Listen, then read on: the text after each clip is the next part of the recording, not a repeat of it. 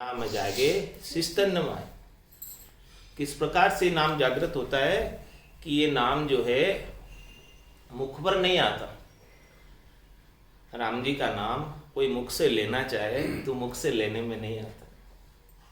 ये राम कागदा ऊपर मंडे नहीं, मुख और जिभ पे आवे नहीं। राम जी के नाम को कोई कागज पर लिखना चाहे तो लिख नहीं पाता। मुखारबिंद से बोलकर सुनाना चाहे तो सुना नहीं सकता, क्योंकि ये नाम तो इंद्रियातीत है। देखने में, सुनने में, गुनने में है नहीं, कागजों पर मांडने में है नहीं। अनिर्वचनीय वचनों से कहकर नहीं बता सकते कि ये निज नाम कैसा है। रूप देख देखण के माई, दिष्ट मुष्ट में आवे नाई। ये न तो कोई रूप में है, न ये चरम चक्षुओं से देखने में है, नहीं ये दृष्टि गोचर होता है चरम चक्षुओं से। तो फिर कैसे अनुभव करें इस नाम का। दिव्य नयन माया का खुलिया, ब्रह्म अखंडित सूझे, कै सुकराम ब्रह्म का खुलिया, परम धाम जब सूझे।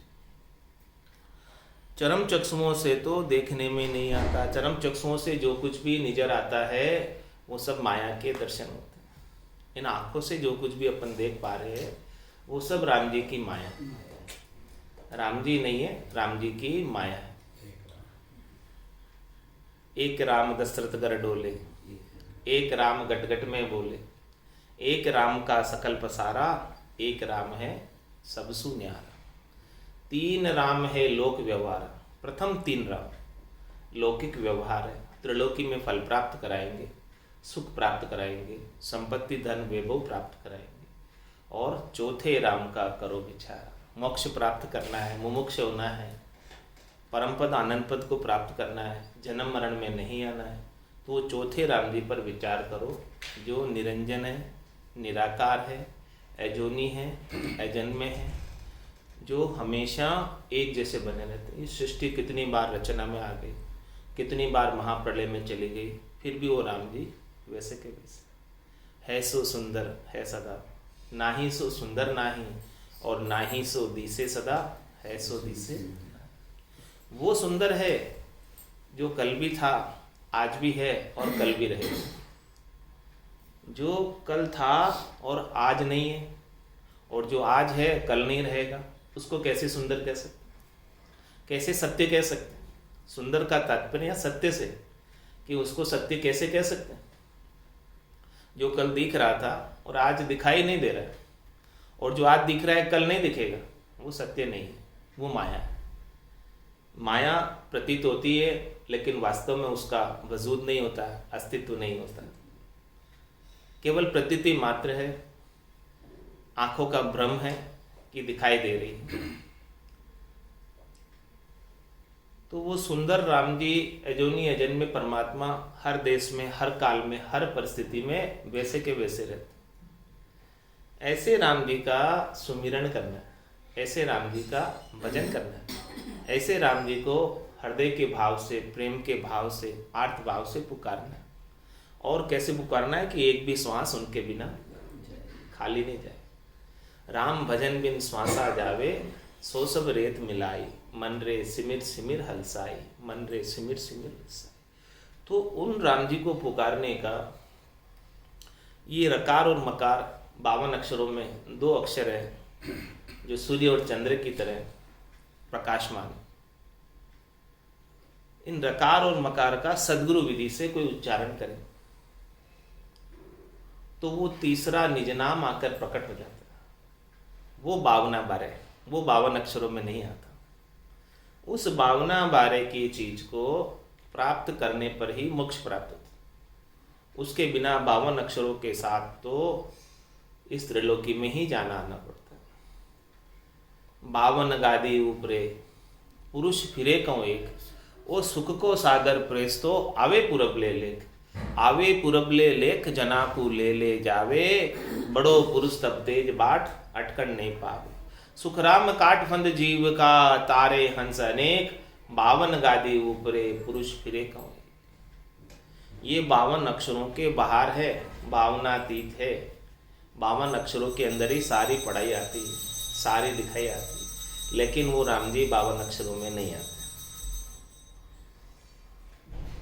तो ज्ञानी अर्थ माई सो सोचे, यो अर्थासु न्यारा, क्यों कर मिले पंडित को साहेब सस्वरूप विचारा। ये सस्वरूप का विचार, परमात्मा का सच्चा स्वरूप, आनंद स्वरूप का विचार पंडित को, ज्ञानी को नहीं मिलता। इसका क्या कारण? क्योंकि वो अर्थों में खोजते हैं, वो किताब में खोजते हैं। तो महाराज फरमा रहे कि 52 अक्षरों में तो वो विचार है ही नहीं, कहाँ से मिलेगा वो विचार? सत्यराम जी का, सतराम जी का विचार, परमात्मा के सत्स्वरूप का विचार 52 अक्षरों में नहीं। तो कितना ही सोचो मिलेगा नहीं, कितना ही खोज करो। अर्जुन व्यास किशन कन मिणिया, तो ये अर्था में नहीं आया, ये अर्थों में नहीं आया। इसका अर्थ कर कर कोई बता नहीं सकते। वेद भी इसका अर्थ नहीं कर पाए। चारों वेदों के अंदर भी नेति नेति करके पुकारा कि भी ऐसे भी नहीं है, ऐसे भी नहीं है, ऐसे भी नहीं है, ऐसे भी नहीं है, ऐसे भी नहीं है, ऐसे बोला। तो फिर कैसे है? उसका प्रैक्टिकल रूप क्या है? उसके प्रैक्टिकल रूप को जानना है तो सांस और सांस के बीच बसे सिखावन हार। ये सिखावन हार जो आत्मा का गुरु है, ये सांस और सांस के बीच में बसता है, उसके भीतर रहता है। तो इसको खोजना है, इसको खंडपिंड ब्रह्मांड के अंदर शोधना करनी है। ये पूरा शरीर अपना खंडपिंड ब्रह्मांड के अंदर, इस शरीर के अंदर खंडपिंड ब्रह्मांड है। जितने बाहर है उतना ही सब कुछ भीतर। पिंडे सो ब्रह्मांडे, जो चीज ब्रह्मांड में बाहर है वो सब पिंड में, सांकेतिक रूप से। तो महाराज फरमाने कि आपको खोजना ही करनी है तो गट के भीतर कर लो, बाहर जाने की कहाँ आवश्यकता। और जिसे भी मिले आज दिन तक परमात्मा राम जी, सबको गट के भीतर ही मिले, बाहर नहीं मिले। जिन पाया जिन गट ही पाया, बायर फिर जन्म गमाया। 68 को काहू को फिरिए, सूरत समेट नाम में दरी। अपनी सुरता जगह जगह बिखर रही। कभी अच्छा अच्छा सुनने में चली जाती है, हाँ, कभी अच्छा अच्छा दर्शन करने में चली जाती है, कभी अच्छा अच्छा 56 भोग प्राप्त करने में चली जाती है। सब कुछ अच्छा अच्छा करने में ये इंद्रियों का सुख है। देखिए सुनिए गुनिए मन माही, मोह मूल परमारथ नाई। तो परमारथ किस में है कि सूरत समेट नाम में दरी। अपनी सुरता जगह जगह बिखर रही है, जगह जगह भटक रही है। उन सब जगहों से इस सुरता को, ध्यान को केंद्रित कहाँ कर लो? सदगुरु विधि पर कर लो, नाम पर कर लो। नाम से निज नाम जब प्रकट हो जाएगा तब आनंद आए, तब ये साध कहलाओगे, साध भेद प्राप्त होगा, उसके बिना नहीं मिलने वाला। और सदगुरु विधि क्या है? श्वास सांस कहे हरि नाम, फिरे रसना मुख में दिन राति। धीरज ध्यान अडोल न डोलो, आसन मार उकासों छाती। नाड़ समिस्तर राखत नाही, मोड़त अंगन बंदत बाती। मन को थो पवन संग मेलो, सुरत समोय निरत कर साथी। सुख राम कहे यूं ध्यान धरे जूं, दीप सुजोत जलत है बाती। किस प्रकार से दीपक के अंदर ज्ञान का प्रकाश होगा? दीपक है, बाती है, लेकिन ज्ञान का प्रकाश नहीं है। ये प्रकाश कैसे होगा? ये दीप प्रज्वलित कैसे होगा? जागृत कैसे होगा? गट के भीतर ही जगाना है इस ज्ञान दीपक को। जगाने का सरल सा तरीका है कि श्वास और उश्वास कहे हरि। जो श्वास आ रही है, जो श्वास जा रही है, उसके अंदर हरि का नाम लेना है, राम जी का नाम लेना है, ब्रह्म का नाम लेना है, रकार और मकार का उच्चारण करना है। श्वास से उश्वास कहे हरि नाम, और फिरे रसना मुख में दिन रात। ये रसना रात और दिन चलती रहे, राम जी के नाम का सुमिरन करती रहे। और कैसे करे? रकार का उच्चारण लंबा, मक्कार का उच्चारण छोटा। रा बड़ा है, मैं छोटा है, राम, इस प्रकार से उच्चारण करना है। और कौन सी वाणी में करना है? 4 प्रकार की वाणियाँ होती हैं। प्रथम वाणी वेखरी वाणी होती है, जिसमें अपन बोल पा रहे हैं सामान्य बोलचाल में, वेखरी वाणी। और दूसरी वाणी मध्यमा वाणी होती है, जिसमें किसी के कान में कुछ बात कही जाए, जिसको कही जा रही वही सुने, दूसरा नहीं सुने। और तीसरी वाणी होती है पश्चंती वाणी, जो हृदय के उद्गार होते हैं, हृदय के अंदर से होती है। और चौथी वाणी परा वाणी होती है, जो हृदय से भी परे होती है। तो ये 4 प्रकार की वाणियां हैं। इसमें से अपने को मध्यमा वाणी का उपयोग करना है राम नाम के सुमरण के लिए।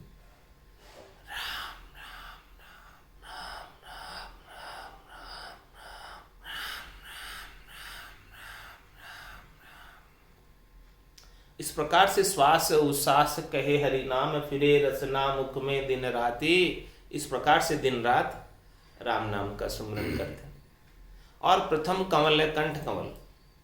इस कंठ स्थान पर ध्यान को केंद्रित रखें, सुरता को, ध्यान को अपने यहाँ केंद्रित कर लें। श्वास उच्छ्वास कहे हरि नाम, फिरे रसना मुख में दिन रात। ये रसना चलती रहे। रसना और पीछे कागलिया है, उस रसना और कागलिया बार बार टच हो। श्वास उच्छ्वास कहे हरि नाम, फिरे रसना मुख में दिन राति। धीरज ध्यान अडोल न डोलो। बड़ी धैर्यता के साथ ध्यान लगाकर बिना हिले डुले शरीर को इस अवस्था के अंदर बैठ जाए, उस आसन में बैठ जाए जिसमें शरीर में कष्ट नहीं। सिद्धासन सबसे अच्छा आसन है जिसमें कष्ट नहीं होता। आलती पालती मार के और थोड़ा फैल कर आराम से बैठ जाए सिद्धासन। तो सिद्ध आसन को साज कर बैठे मन को घेर, लीव माला सुखराम के निज दिन उर में फेर। ये सिद्ध आसन को साज लें और लीव बंद सुमिरन होता रहे। सांस और सांस में लीव लग जाए, तार जुड़ जाए परमात्मा से। रात दिन उर के अंदर, हृदय के अंदर, हृदय से पुकार परमात्मा की आर्त भाव के साथ, प्रेम के भाव के साथ होती रहे, विरह के भाव के साथ होती रहे। तो श्वास उच्छ्वास कहे हरि नाम, फिरे रसना मुख में दिन राति। धीरज ध्यान अडोल न डोलो। बिना हिले डुले शरीर को एक जैसी अवस्था के अंदर रखकर आसन मार उकासों छाती। बिल्कुल एक आसन में, सिद्धासन में बैठकर स्ट्रेट, रीढ़ की हड्डी में बेंड नहीं, छाती ऐसे सीधी, रीढ़ की हड्डी सीधी। आसन मार उकासों छाती। नाड़ समिस्तर राखत नहीं। ऐसे करके वजन नहीं करना, नीचे नाड़ के नींद आ जाएगी। सीधा ऊपर सीधा बैठ के आसन मार उकासों छाती। नाड़ समिस्तर राखत नहीं, मोड़त अंग न बंधत बाती। अपने अंगों को बार बार हिलाना नहीं, कभी पाँव हिला रहे, कभी हाथ हिला रहे, तो ध्यान केंद्रित नहीं होगा, एकाग्र चित्तता नहीं आएगी। एकाग्र चित्तता आवश्यक है साधना करने। नाड़ समिस्तर राखत नाई, मोड़त अंग न बंधत बाती। फिर ये सब शरीर को इस प्रकार से साध लें। फिर अपने अंदर, ये तो स्थूल शरीर को साध लिया, अब इस अपने अंदर सूक्ष्म शरीर भी है। सूक्ष्म शरीर के घटक हैं मन, चित्त, बुद्धि और अहंकार। ये 4 घटकों से सूक्ष्म शरीर भीतर से बना हुआ। वो भी अपना कार्य करता रहता है। स्थूल तो करता ही करता है, साथ में सूक्ष्म भी चलता रहता है। बुद्धि से विचार करता रहता है, मन से मनन करता रहता है, कुछ सोचता रहता है, कहीं कहीं चला जाता है मन। बैठे तो सत्संग में है, मन कहाँ जा रहा है, वहाँ क्या हो रहा है, वहाँ क्या हो रहा है। मन की गति बड़ी विलक्षण, मन कहीं भी चला जाता है। इतना सूक्ष्म है मन कि इसको कोई पकड़ नहीं पाता। मन कहीं भी चला जाता। तो इस मन को कैसे लगाया जाए, सबसे बड़ी बाधा है साधना में। जब तक मन लगे नहीं तब तक काम हुए नहीं। तो शरीर को, स्थूल शरीर को साधना तो आसान है, साध लेते, लेकिन मन को साधना मुश्किल है। मन नहीं सधता। जब तक मन नहीं सधेगा, मन स्थिर नहीं होगा, मन नहीं ठहरेगा, तब तक काम नहीं बनेगा। तो मन को ठहराने का सदगुरुदेव ने सरल सा उपाय बताया कि मन को थो पवन संग मेलो। पवन क्या है? ये श्वास। श्वास आ रही है, श्वास जा रही है, इसको देखने में इसका चौकीदार बना दो मन का कि हे मन, तू ये ध्यान रखना कि ये जो श्वास आ रही है, श्वास जा रही है, ये एक भी श्वास राम जी के नाम के बिना खाली नहीं जाए। मन को कुछ न कुछ काम प्राप्त हो जाएगा तो ये ठहर जाएगा, क्योंकि मन को कोई न कोई आरंभ चाहिए, मन को कोई न कोई काम चाहिए। ये खाली नहीं बैठ सकता, मन खाली नहीं बैठ सकता। तो मन को थो पवन संग मेलो और सूरत समोई निरत कर साथी, और साथ में सुरता और निरता को भी लगा दो। सुरता कहते हैं ध्यान को और निरता कहते हैं निश्चयात्मक बुद्धि को। तो अपनी बुद्धि से निश्चय कर लो कि बस मुझे अब अखिल ब्रह्मांड नायक सच्चिदानंद आनंद घन परब्रह्म परमात्मा अनंत राम अजोनी अजन्म में निरंजन निराकार राम जी का ही सुमिरन। इस प्रकार का निश्चय, दृढ़ विश्वास पक्का करके सुमिरन में लग जाओ। तो मन को थो पवन संग मेलो सूरत समोई निरत कर साथी। ध्यान लग गया, बुद्धि ने निश्चय कर लिया कि यही करना है, तो अन्य तरफ भटकेगी नहीं, अन्य कोई बात उपजेगी भी नहीं। तो ये सबका जब तक एकीकरण नहीं होता तब तक महाराज फरमा रहे कि निज नाम जागृत नहीं होता। वो जो भावना बारे की चीज है वो जागृत नहीं होती। मन को थो पवन संग मेलो सूरत समोई निरत कर साथी। सुखराम कहे यूं ध्यान धरे। इस प्रकार से कोई ध्यान धरे तो दीपसु ज्योत जलत है बाती। दीपक से, बाती से ज्ञान की ज्योत प्रकाशित हो जाएगी, और फिर एक के प्रकाशित हुई तो आगे से आगे इसका प्रकाश, ज्योत से ज्योत जलती जाएगी आगे से आगे। तो सद्गुरु के ऐसी ज्ञान का प्रकाश हुआ, उन्होंने ऐसा ज्ञान का भेद अपने को दिया और ऐसी साधना का भेद बताया, साध का भेद बताया। तो ऐसा साधना करते करते ऐसी अवस्था को प्राप्त हो जाएंगे जो राग और द्वेष से अलग, सबसे न्यारी, सबसे उपराम हो जाए। भगवान कृष्ण ने भी गीता में यही बताया कि शनै शनै उपरामित बुद्ध्या धृति ग्रहीताम आत्मसंसिताम मनोकृत्वाम न किंचित अपि चिंतित। शनै शनै सबसे उपराम हो जाओ और बुद्धि में धैर्यता को धारण कर लो। आत्मसंस्था मनोकृत्वाम, इस मन को आत्मा के आनंद में लगा दो, संस्थित कर दो उसमें। फिर न किंचित अपि चिंतित, फिर किंचित मात्र भी चिंता करने की आवश्यकता नहीं है। तो ना में हेत बेर नहीं बांधू, ना में जांच जाची, ना में अड़ू मुड़ू नहीं कोई, ना में बाँच अबाच। कैसी स्थिति को प्राप्त हो गए? न मेरे किसी के साथ राग नहीं, न मेरा किसी के साथ द्वेष, न मैं किसी से मांगता हूँ, न मैं बिना मांगे रहता हूँ, ना मैं किसी से अड़ता हूँ और ना मैं अपने मुड़ता हूँ अपने साधन से। जो दृढ़ विश्वास है मेरा परमात्मा के अंदर राम जी से, उससे कोई मोड़ना चाहे तो मुड़ता भी नहीं। ये सब भक्ति का निशान अडिग रूप गया भगत निशान अडिगले रोप्या गुरिया है अनहद बाजे। ये अनहद नाद के बाजे गरनार है और इसकी धुनी कैसी है? जिंग धुनी, जिंग सी धुनी सुराम। जिंगूर जैसे सुनियाड़ में आवाज आती है जिंगूर की, वैसी आवाज आ रही है। और कैसी कैसी आवाजें आ रही है? गढ़ के भीतर मुरली बीन बजे सुरनाई, शंखरी गौर गिगन गर छाई, अनहद जालर का जनकारा, रोम रोम बोले ररंकारा। अब तो एक रसना की क्या चले, 3.5 करोड़ इस शरीर में रोमावलियां हैं, वो भी राम राम कर रही। स्वतः ही सबसे राम राम हो रहा है, स्वतः ही ऑटोमेटिक हो रहा है। अण गिनती नहीं राम नाम की जोड़, श्वास उश्वास में होते सिमरण 70 करोड़। जिसने इस सद्गुरु विधि को धारण किया है उसके 70 करोड़ नाम एक श्वास में, एक उश्वास में आ जाए। 70 करोड़ किस प्रकार से आएंगे? एक श्वास में, एक उश्वास में अच्छी प्रकार से कोई करे तो 20 नाम आ जाते। और जब उसके संग निज नाम जागृत हो गया और निज नाम से सारी रोमावलियां राम राम करने लगे, रोम रोम से ररंकार की झुनकार होने लगी।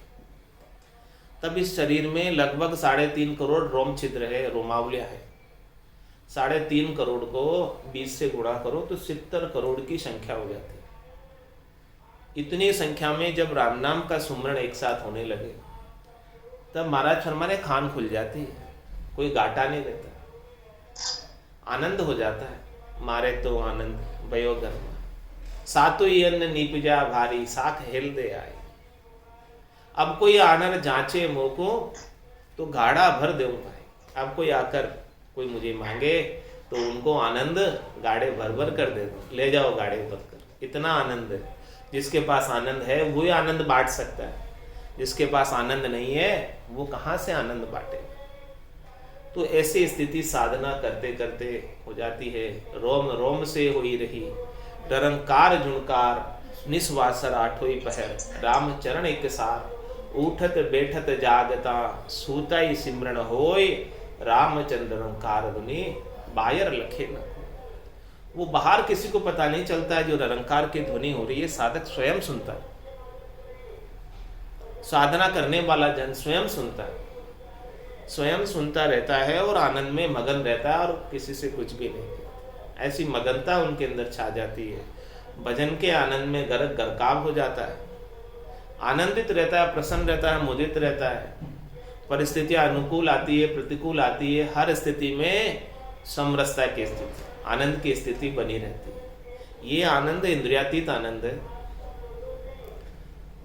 मन से अतीत आनंद है। इंद्रियों का राजा मन है, इसमें मन का कोई काम नहीं, कारण नहीं, मन से ऊपर की चीज है। मन का जो सुख है वो थोड़ी देर के लिए प्राप्त होता है और फिर खुट जाता है, समाप्त हो जाता है।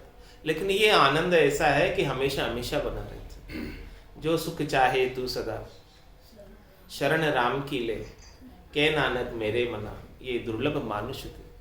सुख का सागर राम है, दुख का भंजन हार, राम चरण तजिए नहीं, भजिए बारंबार, मारे तो आनंद भयो गर्मा। तो नामे हेत बेर नहीं बांधू, नामे जांच अजाची, नामे अड़ू मुड़ू नहीं कोई, नामे बाँच अबाची। क्या फरमा है कि न तो मैं कुछ बाँचता हूँ और न बिना बाँचे रहता हूँ, बिना बाँचे भी नहीं हूँ और मैं कुछ बाँचता भी नहीं। ये ज्ञान ऐसा है केवल ज्ञान, पांचवा ज्ञान, 4 ज्ञानों से बिल्कुल अलग। 4 ज्ञान कौन कौन से? श्रुति ज्ञान, मति ज्ञान, मन प्रत्यय ज्ञान, अवध ज्ञान। ये 4 ज्ञान मुमकिन किसी में हो सकते हैं, लेकिन ये 5वां केवल ज्ञान सर्वश्रेष्ठ ज्ञान है, नीका ज्ञान है, सबसे ऊपर ज्ञान है। ये ज्ञान प्राप्त होने के बाद बिना ही बाँचे अणभे के सारे ग्रंथों का ज्ञान इसमें समा जाता है, इसमें प्रकट होने लगता है, प्रस्फुरित होने लगता है। कोई ग्रंथ नहीं बाँचा फिर भी वो सारा ज्ञान इसमें आ गया। ऐसा ये 5वां पंचम ज्ञान केवल्य ज्ञान है। निस्वासर भज राम सनेही, नाम लिया निर्मल नर देही, नाम लिया निर्मल नर देही, 84 तज नरतन पायो, 84 तज नर